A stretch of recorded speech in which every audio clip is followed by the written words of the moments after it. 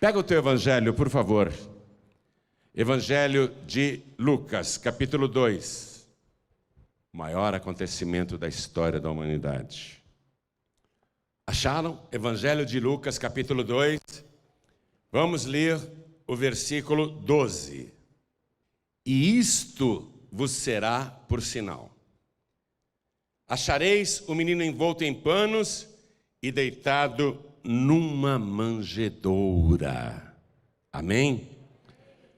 Deixa eu ler de novo. E isto vos será por sinal. Achareis o menino envolvido em panos e deitado numa manjedoura.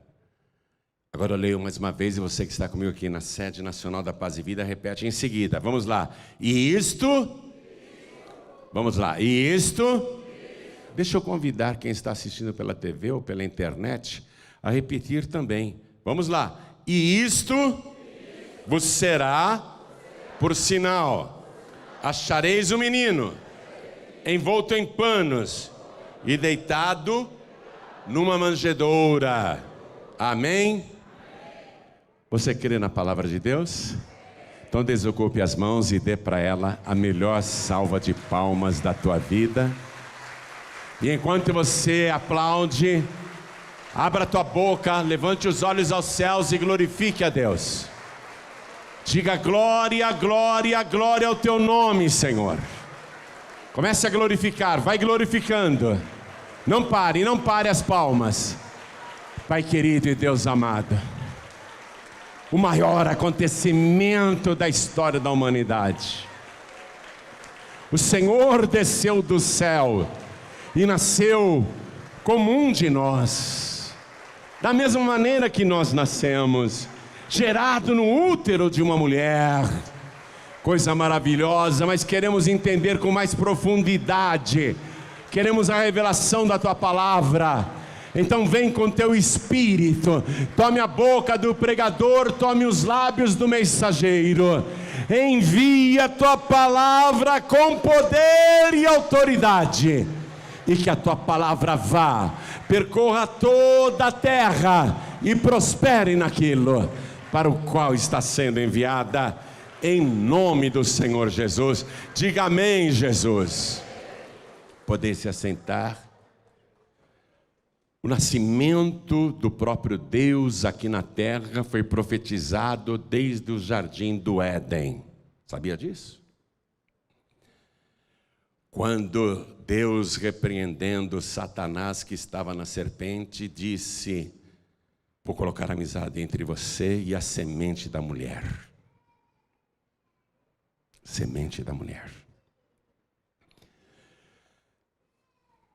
Ela, a semente da mulher, te ferirá a cabeça, e tu lhe ferirás o calcanhar. Ali foi pregado pela primeira vez o Evangelho, já revelada a missão futura que o Senhor teria aqui na terra, porque, como você sabe, Jesus foi gerado só da semente da mulher, sem a semente do homem.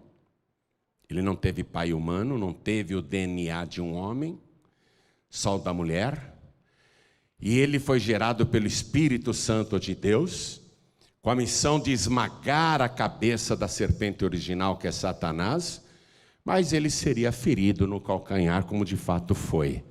Os romanos não crucificavam os condenados pregando no peito do pé, como você vê em muitos crucifixos e obras de arte. Eles perfuravam o calcanhar da vítima, juntavam os dois pés e com um único prego atravessavam os dois calcanhares. Então, o nascimento de Jesus foi profetizado no Éden. A semente da mulher. Ele surgiria um dia. Várias profecias. Quando Deus chamou Abraão, muito tempo depois, Deus disse: Abraão, a tua descendência será numerosa, e em tua semente, não de várias sementes, em tua semente serão benditas todas as famílias da terra. Jesus é a semente de Abraão. Jesus, carnalmente falando, é descendente de Abraão. Muito tempo depois de Abraão, Deus usa o profeta Isaías em várias oportunidades, dizendo: eis que a virgem conceberá e dará à luz um filho, e o seu nome será maravilhoso, Conselheiro, Deus forte, Pai da eternidade e Príncipe da paz. 700 anos antes de Cristo nascer. Também, por essa mesma época, Deus usou o profeta Miqueias para dizer em que lugar o Senhor iria nascer, o grande rei. Está no livro de profeta Miqueias, capítulo 5, versículo 2, que diz: e tu, Belém de Efrata, posto que menores entre as cidades de Judá, de ti me sairá aquele que será o Senhor em Israel, e cujas origens são desde os tempos antigos, desde os dias da eternidade. Então, tudo profetizado até o local que ele iria nascer. Capítulo 53 de Isaías fala da sua vida e do seu sacrifício, tudo o que iria acontecer. É maravilhoso esse capítulo. Talvez seja por isso que os judeus não deixam, os judeus não é? Os mestres e rabinos não deixam o povo ficar lendo 53 de Isaías, porque fala de Jesus. Eles ficam só nos 5 primeiros livros do Antigo Testamento, porque lá pouco se indica sobre Jesus. A gente consegue ver Jesus lá nos 5 primeiros livros, como por exemplo, o Cordeiro puro, perfeito, sem defeito, sem mancha, que foi sacrificado à tarde, e o sangue espargido nos batentes, nos madeiros das casas dos descendentes de Abraão, para que a morte não entrasse. A gente sabe que em várias passagens da Torá, Jesus está ali também. Mas o dia chegou. E foi uma data assim tão especial. Foi um acontecimento tão maravilhoso, que para você ter uma ideia, naquela noite, prestem atenção, naquela noite, na cidade de Belém, nasceram alguns bebês. Não sei quantos nasceram naquela noite, na pequena cidade de Belém. Mas nasceram alguns bebês, naquela mesma noite. E o Senhor nasceu também naquela noite. Entre os bebês que nasceram, o próprio Deus nasceu, o Senhor nasceu. Então, pastores que estavam guardando o rebanho durante a madrugada, para que não fossem atacados, né? Para que as ovelhas não fossem atacadas pelos lobos e coiotes, os pastores receberam a visita de um anjo luminoso, que disse: estou aqui e quero que vocês não tenham medo, porque eu não vim trazer o terror, eu vim trazer uma boa notícia. É que hoje na cidade de Davi vos nasceu o Salvador, que é Cristo o Senhor. Excelente notícia. O rei nasceu. O rei nasceu. Foi uma notícia dada assim com muito impacto. Não foi um mensageiro humano que trouxe a boa nova, o próprio anjo. Os pastores receberam aquela informação: o grande rei nasceu finalmente, o Messias, o Cristo, o Senhor, ele nasceu na cidade de Davi. A cidade de Davi é Belém, estava profetizado que ele tinha que nascer em Belém. Aí o anjo em seguida diz assim: e isto vos será por sinal: encontrareis o menino deitado numa manjedoura, enrolado com panos. Espera um pouquinho, o sinal? O acontecimento mais aguardado da história da humanidade.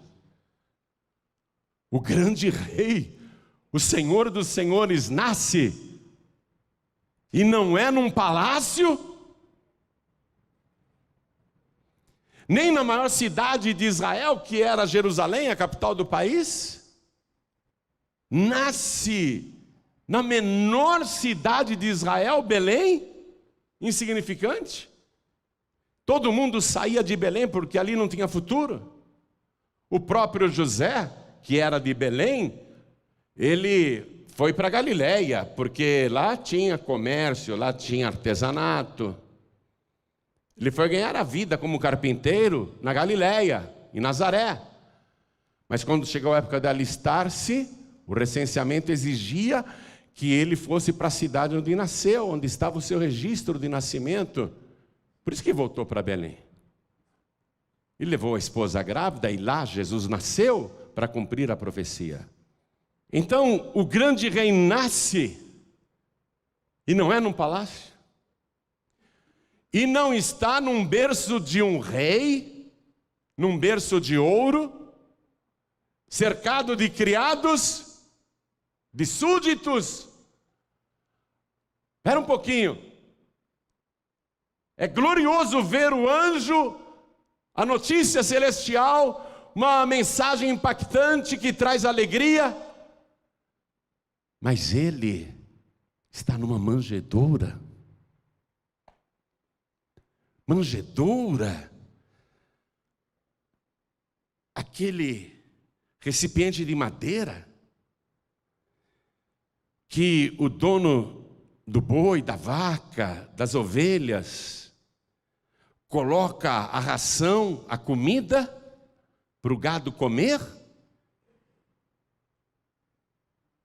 numa manjedoura? Como assim? O grande rei nasceu, ótimo, mas numa manjedoura, num coxo de madeira. Porém, era tão impactante o que o anjo tinha dito, que os pastores estavam assim em êxtase, não ficaram questionando. E logo depois que o anjo disse isso, apareceu no céu um coral angelical. Milhares e milhares de seres resplandecentes, com as vozes mais lindas do universo, cantando glória a Deus nas alturas, paz na terra, boa vontade para com os homens, boa vontade de Deus para com os homens. Foi maravilhoso. E quando eles sumiram e os pastores voltaram para a escuridão daquele monte, disseram: vamos correndo até Belém para ver tudo isso. Eles não disseram: vamos correr para ver se é verdade. Eles disseram: vamos correr para ver tudo isso, com a certeza de que iam buscar Jesus, o grande rei, e queriam achá-lo, o Salvador, que é Cristo o Senhor. Deixa eu dizer uma coisa aqui para você. Não foi um anjo, ainda que o livro de Apocalipse diga que o pastor é o anjo da igreja. Eu digo, não foi um anjo celestial, mas você ouviu também a notícia: venha na paz e vida agora, que você vai achar o Senhor Jesus. E você não duvidou, essa é a maravilha. Você veio e Jesus está presente neste lugar. Onde estiverem 2 ou 3 reunidos em meu nome, aí estou eu presente no meio deles. Venha, você veio e Jesus está aqui, o Salvador, que é Cristo o Senhor. Você não perdeu a viagem não. Os pastores também não perderam a viagem. Mas vamos lá. Belém era uma aldeia, não podia se chamar de cidade. Não tinha assim muitas casas, mas tinha um bom número. E os pastores entraram em Belém, porque ninguém deu o endereço, rua tal, número tal. Eles têm que procurar e achar. Buscar Jesus é isso. Tem que buscar. Tem que querer encontrá-lo, não é? Eles entraram na cidade de Belém, naquela pequena aldeia, mas não tinham sequer o endereço ou o número da casa. Qual casa? Aí é que está. Nenhuma casa. Nenhuma casa. Eles passavam em frente a uma casa. Opa, aqui tem bebê chorando. Tem um bebê chorando. Mas não tem uma manjedoura lá dentro. Vamos procurar, porque o sinal é esse. ele está numa manjedoura enrolado com panos. Foram passando em frente às casas. Olha, nessa casa tem choro de bebê, tem choro de criança. Ah, mas aqui não tem nenhuma manjedoura, não é aqui. Sabe, quando você começa a procurar Jesus, surgem aparentes alternativas. Só que você tem que ter discernimento para falar, opa, aqui não. É ou não é? Nesse lugar eu não entro não, não é aqui. Você tem que ter discernimento. Continuaram andando naquela pequena cidade pelas suas vielas, pelas suas ruas. Choro de bebê. Mas aqui nessa casa não tem uma manjedoura, então não é nessa casa. Foram procurando, não era em casa nenhuma, escute isso. Aonde ele nasceu? Espera um pouquinho. Se ele está numa manjedoura, só pode ser uma estrebaria. Só pode ser numa cocheira. Aí eles foram. Começaram a olhar aonde tinha manjedoura. Foram em vários estábulos.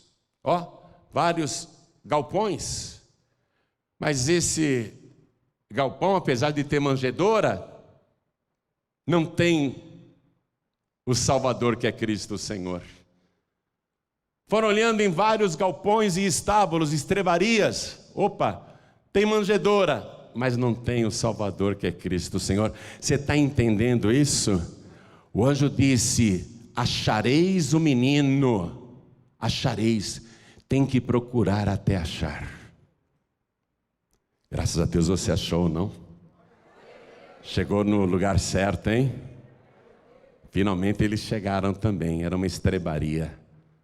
O menino estava lá, deitado numa manjedoura, um coxo de madeira, onde o gado se alimentava, e enrolado em panos. Não era um berço. Não era um berço, realmente não era um berço. Na verdade, sim, era um coxo. Um coxo para os animais comerem. Sabe como que a palavra de Deus nos retrata? Como ovelhas do seu pasto. Está pegando a coisa? Jesus está colocado numa manjedoura porque nós, as suas ovelhas, temos que chegar ali para comer. O que está escrito no Evangelho de João, capítulo 6, versículo 51, e que foi o próprio Senhor Jesus que disse. Ele falou assim, eu sou o pão vivo que desceu do céu. Quem comer desse pão viverá para sempre. E o pão que eu der é a minha carne, ó o alimento. É a minha carne que eu darei pela vida do mundo. Jesus é o nosso alimento. Ele é o pão nosso de cada dia. Ele é a nossa ração diária. Ele deu o seu corpo, a sua carne como alimento, para que quem comer, viva para sempre. Agora eu quero que você anote isso. A manjedoura era feita de madeira. O bebezinho Jesus está enrolado em panos, o seu corpo enrolado em panos. Esse é o Salvador, não é outro. Esse é o Salvador. Esse é o guia, o verdadeiro guia. Esse é o Senhor, esse é o ungido, esse é o Cristo, esse é o Messias, esse é o grande rei, não há outro. Seu nascimento sobrenatural de uma virgem, anunciado pelo céu e com essa característica, só aquele bebê naquela noite.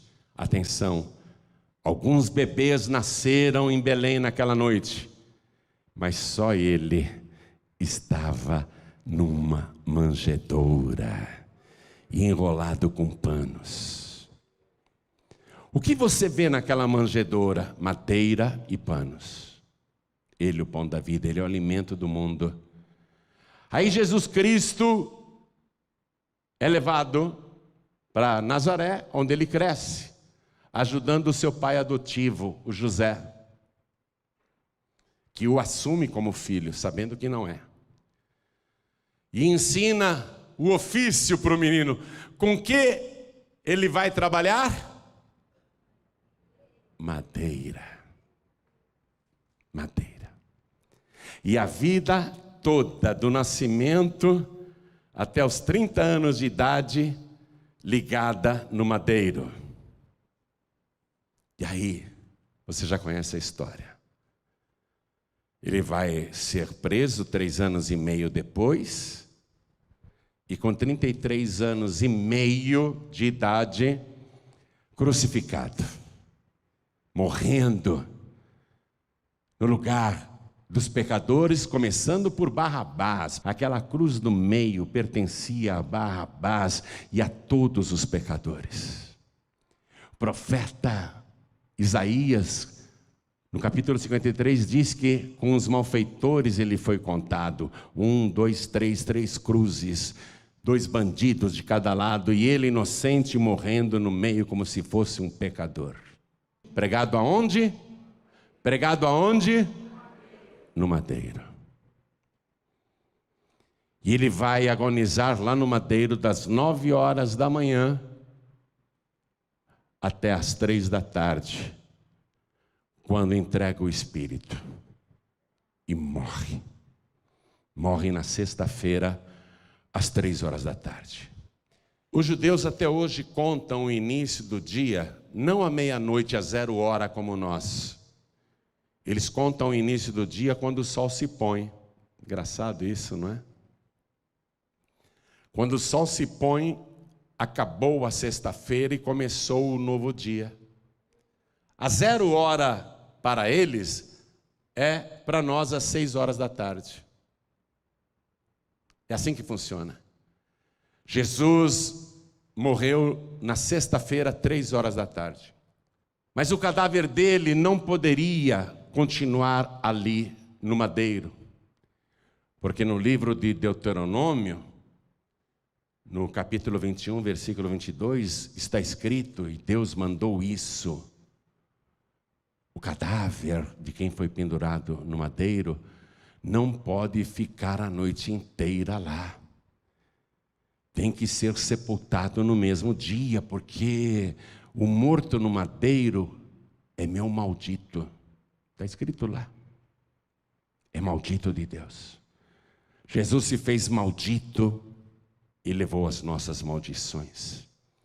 O seu cadáver não poderia ficar pendurado na cruz e passar a noite ali, porque poderia ser atacado também por cães do mato, cães selvagens, cães de ruas, lobos, feras, aves noturnas, águias. O cadáver dele não poderia ficar pendurado no madeiro. Mas ele acabou de morrer, são 3 horas da tarde. Daqui a 3 horas acaba a sexta-feira. Tinha um discípulo secreto do Senhor Jesus, um homem rico chamado José, da cidade de Arimateia. Ele tinha medo de falar que acreditava em Jesus, mas quando ele viu o Senhor morto ali, ele acreditava tanto que Jesus era o Messias, e ele não queria que o seu cadáver ficasse no madeiro, e porque também seria a Páscoa no dia seguinte, o grande sábado de Páscoa. Então ele foi até Pilatos e pediu o cadáver de Jesus. Pilatos disse: mas como já morreu? Porque os crucificados às vezes demoram dias e dias para morrer. Chamou o centurião que comandou a crucificação. Ele morreu? Está morto. Até enfiei uma lança no seu lado. Ele morreu. Se ele está morto, então a sentença foi cumprida. Pode entregar o cadáver para este homem que está pedindo. E deu o cadáver de Jesus para José de Arimateia, e os guardas romanos foram com ele, de volta ao Monte Calvário, porque despregar o crucificado dali não ia ser fácil. Os romanos tinham habilidade para fazer isso e ferramentas próprias. Pilatos disse: deem para ele o cadáver de Jesus. Os guardas acompanharam, tiraram o corpo de Jesus, despregaram da cruz e entregaram para José de Arimateia, e apareceu Nicodemos também ali, e eles então, com uma grande quantidade de mirras e aloés, lavaram aquele sangue todo. Com esponjas, foram lavando o cadáver de Jesus. Tiraram do madeiro e lavaram o seu cadáver. E ali tinha ervas no meio daquele perfume, daquele unguento, mirra e aloés, uma grande quantidade. Lavaram o melhor que podiam o corpo de Jesus. Mas onde nós vamos sepultá-lo?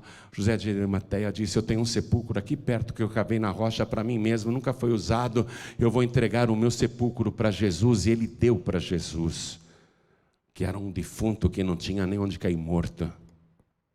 Interessante, não? Vai vendo os paralelos.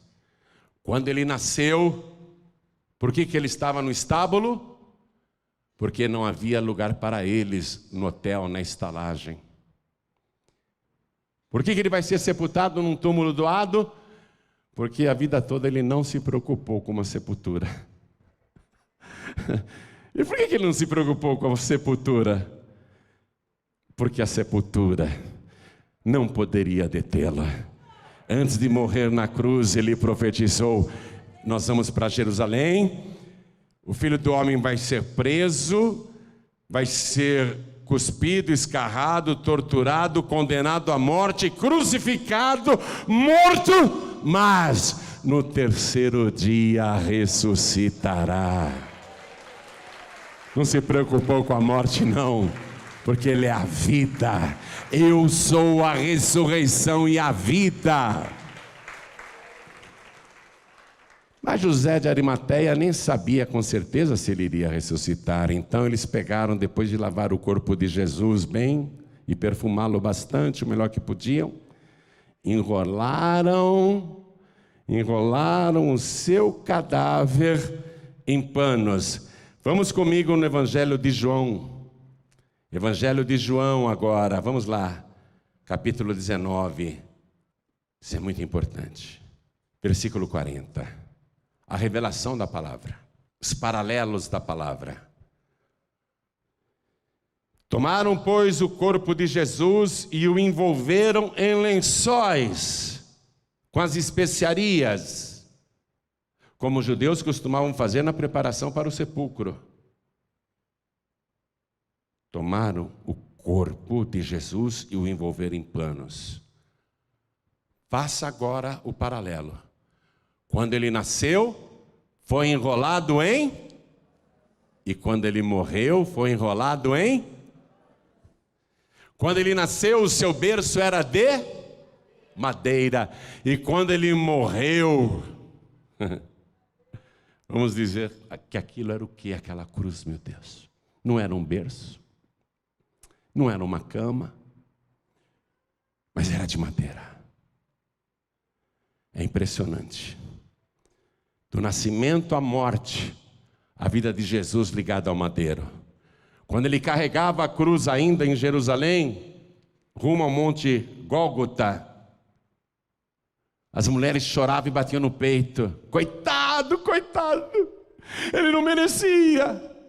Jesus parou a caminhada e disse para as mulheres: filhas de Jerusalém, não chorem por mim. Chorem antes por vós mesmas e por vossos filhos. Porque dias virão em que as mulheres dirão: bem-aventuradas as estéreis, os ventres que não geraram e os peitos que não amamentaram. E começaram a dizer: montes caiam sobre nós. Chorem por vocês mesmas. Porque se ao madeiro verde fazem isso, o que se fará ao seco? Veja, ele se compara ao madeiro verde. Se ao madeiro verde fazem isso, o que se fará ao seco? Mas vamos voltar para a cruz. Tiraram o seu corpo do madeiro. Lavaram com especiarias, com ervas. Bem provavelmente no coxo dos animais também tinham essas ervas. Gado também se alimentava dessas ervas, desses matos. E envolveram o seu cadáver em panos.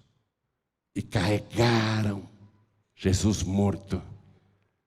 Porque o sepulcro de José de Arimateia era ali perto, num jardim. Depositaram numa lápide esculpida no chão. Saíram porque a sexta-feira estava acabando, já ia escurecer. Eles tinham que voltar para casa correndo. Eles tinham limites de caminhadas no sábado. E o sábado começava às 6 horas da tarde.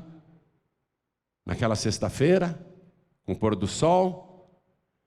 Então eles colocaram uma pedra pesada na frente e foram embora. E foram embora. Morreu na sexta. Seu cadáver descansou no sábado. Descansou. Descansou de tanta luta. Descansou de tanto sofrimento. Descansou das feridas. Descansou. Seu corpo descansou no Shabá. No domingo pela manhã, o anjo desceu do céu, tocou na pedra que estava na entrada do sepulcro e ela se moveu para o lado e o anjo sentou-se sobre a pedra e os guardas romanos ficaram apavorados com aquela visão.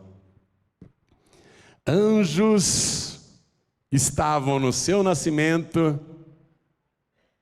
e anjos estão agora na sua ressurreição. É como se eles estivessem nascendo de novo. Esses anjos vão dar boas notícias. Quando as mulheres chegarem ali, procurando ungir o cadáver de Jesus, mas não é mais necessário porque ele ressuscitou, mas elas não sabem, então o anjo dá a notícia. E provavelmente foi o mesmo anjo que anunciou o seu nascimento. O mesmo anjo que apareceu para Maria. O mesmo anjo que apareceu no sonho para José. Provavelmente foi o mesmo anjo que o confortou no Getsemane antes da cruz. Provavelmente o mesmo anjo tocou na pedra e ela saiu. E com certeza é o mesmo anjo de Deus, o mensageiro de Deus que está dizendo para as mulheres que procuram o morto: por que vocês procuram o vivente entre os mortos? Ele não está aqui, porque já ressuscitou. Na verdade, elas nem acreditam e saem correndo para dizer para os discípulos: fomos até o sepulcro e levaram o seu cadáver. Elas achavam que tinham roubado mesmo o corpo de Jesus, como algumas religiões ensinam por aí. Aí o Pedro e o João saíram correndo de lá do cenáculo em Jerusalém. Saíram correndo. Não é fácil não, tem que atravessar o templo, que não é pequeno, Monte Sião. Depois descer para o Vale de Cedron. E depois subir e ir para fora da cidade, aonde era o Monte Calvário, e ali perto do Monte Calvário o sepulcro de Jesus. Pedro e João foram correndo, vamos até o sepulcro. O evangelista João disse que ele correu mais do que Pedro e chegou primeiro. Foi uma corrida e tanto. Ele ganhou a corrida. Quando ele chegou, o sepulcro estava aberto. Mas ele não entrou, ele só olhou para dentro assim e viu que não tinha corpo. Aí chegou Pedro. Cadê? E ele já vai entrando. Pedro era atirado, né? Ele já foi entrando no sepulcro. E quando ele entra, ele fica admirado. Aí o João também entrou. Vamos acompanhar isso? Vamos acompanhar isso. Estou no capítulo 20, versículo 4. E os dois corriam juntos, mas o outro discípulo correu mais apressadamente do que Pedro e chegou primeiro ao sepulcro. E abaixando-se, viu no chão os lençóis, todavia não entrou. Chegou, pois, Simão Pedro, que o seguia, entrou no sepulcro e viu no chão os lençóis e que o lenço que tinha estado sobre a sua cabeça não estava com os lençóis, mas enrolado num lugar à parte. Então entrou também um outro discípulo, que chegara primeiro ao sepulcro, e viu e creu. João creu antes de ver Jesus ressuscitado. Ele creu. Por que ele creu? Porque na hora que ele entrou, os panos que estavam enrolados no corpo de Jesus continuavam exatamente na mesma posição, tinham até o formato de um corpo humano, mas não tinha corpo dentro. Os panos estavam murchos na lápide. João ficou pensando, ele estava envolto em panos. Ele atravessou os panos. Mas o lenço que estava sobre a sua cabeça não está lá na cabeceira. Está dobradinho, bonitinho, do lado, numa pedra ao lado. Contra aqueles que dizem que o cadáver de Jesus foi roubado, você concorda que se alguém fosse roubar o cadáver dele, teria levado o corpo com pano e tudo, não é? Ou não? Você acha que os ladrões de defuntos iriam entrar ali e falar, vamos roubar o cadáver de Jesus? Mas vamos deixar tudo arrumadinho, vamos desenrolar o corpo dele aqui. Agora vamos colocar os panos direitinho no chão, na posição que estavam. E o pano que estava na cabeça dele, vamos também dobrar bonitinho por aqui do lado. Agora vamos roubar o cadáver. Você acha que isso é viável? Você acha que isso é possível? Com guardas romanos na porta, vigiando o sepulcro? Você acha que isso é viável? Se alguém fosse lá roubar o cadáver, ia levar com pano e tudo, sem desenrolar nada, ia sair correndo de medo, o mais rápido possível. Ou ia deixar tudo arrumadinho, bonitinho, agora vamos levar o corpo. Só acredita nessas bobagens que o cadáver foi roubado, só acredita quem é ingênuo, quem não sabe raciocinar, quem não sabe pensar. João viu ali o pano que envolvia o corpo, como se fosse uma múmia vazia, no formato do corpo de Jesus, mas ali. E o pano da cabeça, a cabeça enrolada. Eu lembro que quando eu era criança, eu não vejo mais isso hoje em dia, mas antigamente as pessoas pegavam um defunto, né, amarravam um lenço assim, para o defunto não abrir a boca, né? Tem isso hoje em dia ainda, não? Eu não vejo mais.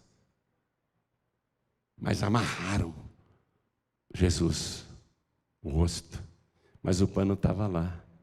O Senhor ressuscitou, atravessou os panos, com o corpo glorificado, um corpo diferente, um corpo abençoado, um corpo espiritual e ao mesmo tempo físico, porque ele vai aparecer para os discípulos e vai comer peixe e mel, vai ficar cerca de 40 dias andando com eles, comendo e bebendo, para provar que não é um fantasma, não é um espírito. Tem religiões que dizem que Jesus ressuscitou em espírito, um espírito não come nada. Jesus dá provas. Me toquem. Um fantasma não tem carne e ossos como vedes que eu tenho.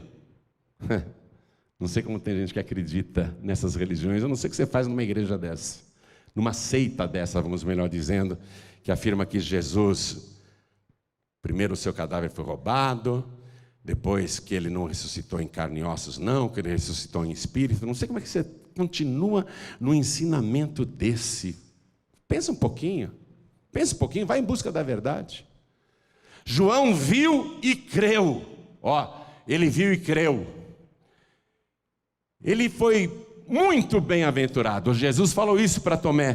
Tomé, você duvidou que eu ressuscitei? Coloque a tua mão aqui na minha mão. Enfia o teu dedo nas minhas feridas. Põe a tua mão no meu lado. Tomé caiu de joelhos, dizendo, Senhor meu e Deus meu. E Jesus disse, bem-aventurados os que não viram e creram. Mas o que é que eu estou te mostrando aqui nesta passagem? os paralelos entre o nascimento, a sua morte e a sua ressurreição. Tudo o que aconteceu. A vida dele ligada ao madeiro e ligada aos panos. Os panos foram uma prova física de que algo sobrenatural e inexplicável aconteceu. Ele ressuscitou. Ele tem um novo corpo, ele pode entrar em lugares onde as portas e janelas estão fechadas. E ao mesmo tempo ele pode comer, se alimentar. Que corpo é esse que viaja pelo espaço mais rápido do que a luz? Que pode aparecer e desaparecer? E vou dizer mais, esse corpo glorioso do Senhor Jesus que está no céu, hoje ele está vestido com um pano diferente. Ele está com um pano novo, um pano totalmente diferente. Um pano maravilhoso. É uma túnica, sem costura, tecida de alto a baixo. Ele tem um cinto de ouro no peito. O seu rosto brilha mais do que o sol ao meio-dia. Os seus olhos são como chama de fogo. Da sua boca sai uma aguda espada de 2 gumes. Ele é todo poderoso. E nessa roupa, nesse pano novo que ele usa atualmente, está gravado, está bordado, está escrito: Rei dos Reis e Senhor dos Senhores. Ele vai voltar. E esse dia está cada vez mais perto. Hoje você vai ter a oportunidade de entregar sua vida para Jesus. Vou convidar toda a igreja para ficar de pé, por favor. Só não acredita em Jesus quem não quer. Pessoas que rejeitam, pessoas que não querem pensar, pessoas que querem ficar presas em religiões, em seitas.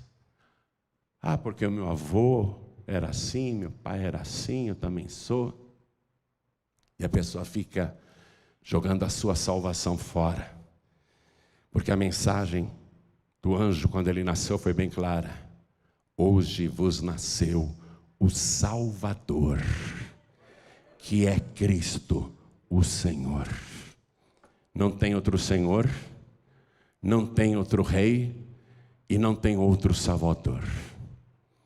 Se você realmente está em busca da salvação, se você recebeu essa mensagem, não um anjo do céu, mas o anjo da igreja está te falando, você está recebendo esta mensagem agora, e você estava buscando Jesus? Você estava buscando o Salvador? Pois Ele está aqui, e pronto para te salvar, pronto para dar a você uma nova vida.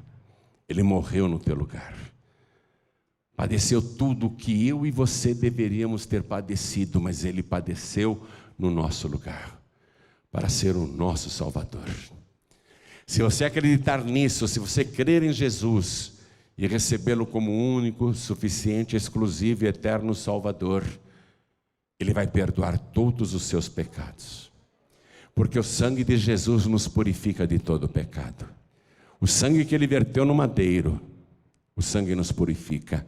E Ele vai te dar a vida eterna em seguida. A prova é o pano, Ele ressuscitou. Ele está vivo pelos séculos dos séculos. Se Ele continuasse morto até hoje, não poderia garantir vida eterna para ninguém. Mas Ele ressuscitou, porque Ele está provando: eu posso dar para você o que eu tenho. Ele disse: eu sou a ressurreição e a vida. Quem crê em mim, ainda que esteja morto, viverá. E todo aquele que vive e crê em mim, nunca morrerá. Ó, ele aí fala para quem morreu no Senhor e para quem vive no Senhor. Olha que maravilha. Preste atenção. Eu sou a ressurreição e a vida. Quem crer em mim, ainda que esteja morto, os que morreram no Senhor. Morreram tantos servos e servas de Deus nos últimos anos, por vários motivos, acidentes, violências, pandemias, doenças, motivos variados. Mas ainda que esteja morto, creu em mim, viverá. E todo aquele que vive, quem está vivo aqui, levante a mão. E todo aquele que vive e crê em mim, nunca morrerá. Se você perguntar para mim, pastor João Ribe, você tem medo de morrer? Eu não posso mais morrer, como é que eu vou ter medo de morrer? Vocês estão olhando para um homem aqui que ninguém pode matar. Vocês estão olhando para um homem que não pode mais morrer. Eu passei da morte para a vida. E quem me garante isso é aquele que ressuscitou e está vivo pelos séculos dos séculos. E tem nas mãos as chaves da morte e do inferno. Ele vai trancar o túmulo para você não entrar lá. E se você já entrou, Ele vai abrir o túmulo para você ressuscitar. Ele tem a chave do inferno para trancar o inferno para você não entrar lá. Agora, se você já foi para lá, azar. Ele só tranca o inferno para você não entrar. Quem está no inferno já era. Mas Ele veio justamente para te dar vida. Para te dar vida. Você que vive. Você que está ouvindo esta palavra. Hoje vos nasceu o Salvador, que é Cristo o Senhor. Quem aqui quer receber Jesus Cristo como único, suficiente, exclusivo e eterno Salvador? Ergue a sua mão bem alto, o mais alto que você puder. Diga assim: eu quero. Olha quantas mãos erguidas. Venham todos aqui para frente, por favor, porque vai ter festa no céu. Jesus vai cantar, os anjos vão dançar, o teu nome vai ser escrito no livro da vida, porque valeu a pena Ele ter morrido por você. Vem aqui para frente, vamos aplaudir mais ao nome de Jesus. Vem para cá. Olha quanta gente chegando. Olha quanta gente. Olha que coisa maravilhosa. Vem para cá, vem para cá. Vamos aplaudir mais ao nome de Jesus, igreja. Vamos aplaudir mais ao nome de Jesus. Oh, glória! Coisa linda, coisa linda. Quero chamar os filhos pródigos. Meu amado, minha amada, você conhece a palavra, eu não te preguei nenhuma novidade. Fala com quem também está ouvindo e assistindo à distância, pelo rádio ou pela TV. Filho pródigo, filha pródiga, você conhece a palavra. Os sinais estão aí. Erupções vulcânicas, terremotos, inundações, guerras, rumores de guerras, fomes, pestes, violência, desamor, nação contra nação. O mal está aí fora, a iniquidade se multiplicou como nunca, não? Aliás, hoje à noite eu convido você para estar aqui de volta, na reunião geral de líderes, porque eu vou trazer uma mensagem muito forte sobre isso. Convido você a voltar aqui hoje à noite. E se não der para voltar, assistir pelo youtube.com/João Ribe. Estou falando também com você que está assistindo pelo youtube.com/João Ribe. Quer entregar a vida para Jesus? Quer voltar para Jesus? Se você quer, abra a boca e diga quero. Tem que abrir a boca e dizer quero. Isso. E você que está à distância, quer também?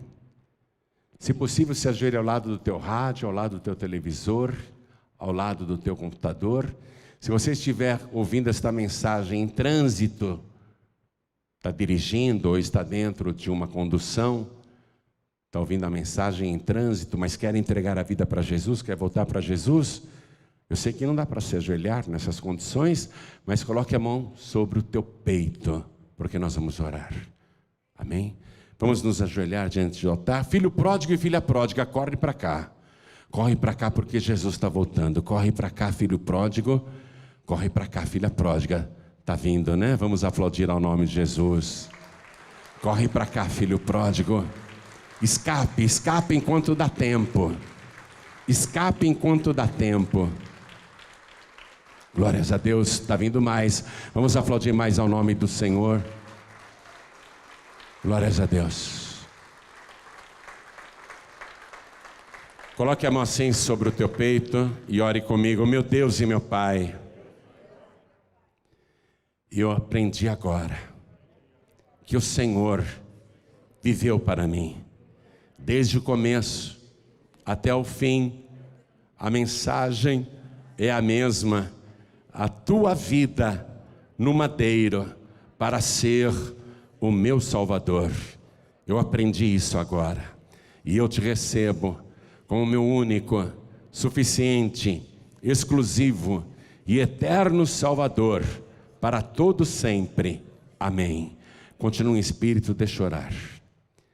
Pai querido e Deus amado, o teu filho, a tua filha ouviu a palavra, entendeu que o Senhor nasceu para ser o seu Salvador e morreu no madeiro para ser o seu Salvador. E ressuscitou, dando aqueles panos como prova, e depois o teu próprio corpo como prova, e subiu aos céus, e foi nos preparar lugar e brevemente vai voltar. Essa é a nossa fé, essa é a nossa esperança. E o Senhor prometeu que todo aquele e toda aquela que crê no Senhor nunca morrerá, porque o Senhor é a ressurreição e a vida. E esta pessoa te recebeu agora como único, suficiente, exclusivo e eterno Salvador. Pessoas à distância estão fazendo isso também agora, nesse momento, pelo rádio, pela TV, pela internet. Em toda parte tem alguém voltando para os teus braços de amor, filhos pródigos e filhas pródigas. E o Senhor prometeu: todo aquele e toda aquela que vem a mim, de maneira nenhuma eu lançarei fora. Então recebe estas pessoas como elas te receberam também. Escreve o nome de cada uma delas no livro da vida, apague o passado desta pessoa, perdoe todos os seus pecados e dê agora a certeza e a alegria da salvação, e mais do que isso ainda, a certeza da vida eterna. Porque assim como o Senhor vive, nós também viveremos para sempre. Quem crê em ti nunca morrerá, e esta pessoa não pode mais morrer. Toma conta dela, meu Deus. Guarda, protege, livra de todo mal e aperfeiçoa a tua obra na vida desta pessoa. Tira tudo que atrapalha a vida dela. Sejam doenças, vícios, tormentos, maldições, pragas, tudo que está causando sofrimento na vida desta pessoa, tira e cumpra a tua promessa. O Senhor disse: eu vim para que todos tenham vida e a tenham com abundância. A partir de agora, esta pessoa vai ter vida de verdade, por Jesus Cristo, o nosso único, suficiente, exclusivo e eterno Salvador para todo sempre. Amém. Diga amém, Jesus.